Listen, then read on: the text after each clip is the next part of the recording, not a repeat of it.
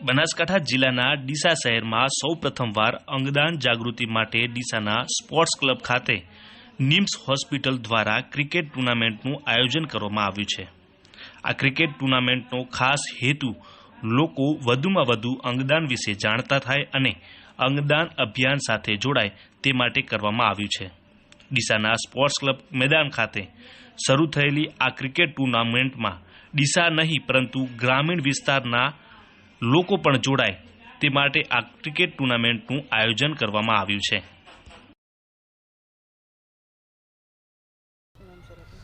નમસ્કાર, મારું નામ doctor Parth Vyas, director of Nims hospital Deesa. જો આપણા દેશમાં મુખ્યત્વે 3 પ્રકારના દાનને સૌથી મહત્ત્વ ગણવામાં આવ્યા છે. સૌથી મોટું છે મતદાન, પછી રક્તદાન અને ત્રીજું છે અંગદાન.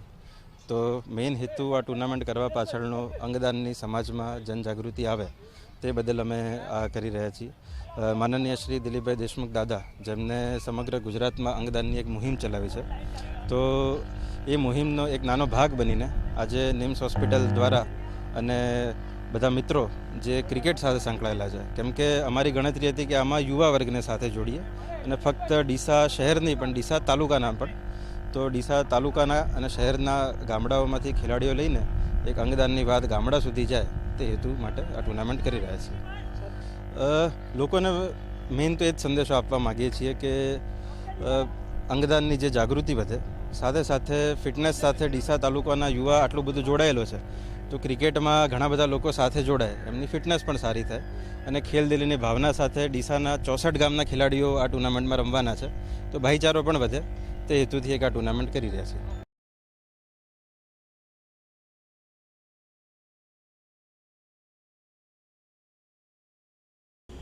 ગુજરાતમાં છેલ્લા 4 વર્ષથી અનેકવિધ ઉપક્રમોના માધ્યમથી અંગદાન જાગૃતિનો પ્રયાસ કર્યો છે અને આજે એક બહુ જ વિશેષ ઘટના છે કે પહેલીવાર કોઈ સ્પોર્ટ્સનું આયોજન અંગદાન જાગૃતિ માટે થઈ રહ્યું છે. બનાસકાંઠામાં અમે પદયાત્રા કરેલી હતી અને સ્પોર્ટ્સના માધ્યમથી નિમ્સ હોસ્પિટલ અને CRM ફર્નિચર મોલ એમણે આ એક બહુ જ સારી પહેલ કરી છે. કારણ ક્રિકેટ હોય એટલે ખૂબ યુવકો અહીંયા આવશે અને યુવાનોમાં અંગદાન વિષયની જાગૃતિ આવશે. અત્યારે અંગદાન જાગૃતિના અભાવમાં લોકો એમાં હા કહેતા નથી.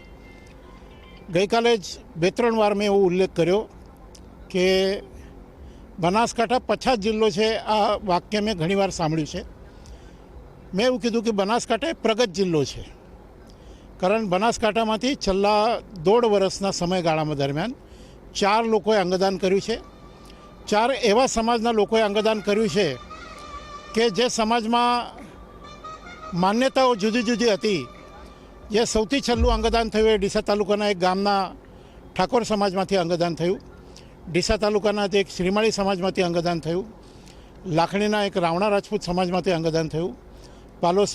પાલનપુરના સાગરોસણા ગામમાંથી એક કડવા પાટીદાર સમાજમાંથી અંગદાન થયું.